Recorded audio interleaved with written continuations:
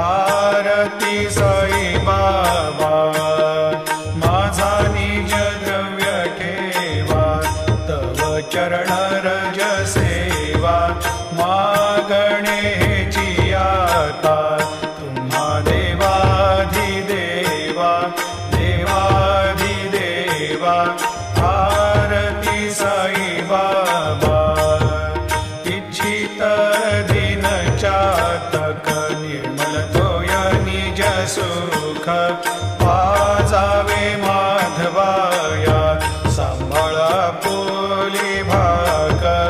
आपोली भाग आरती साई बाबा सौख्यदाता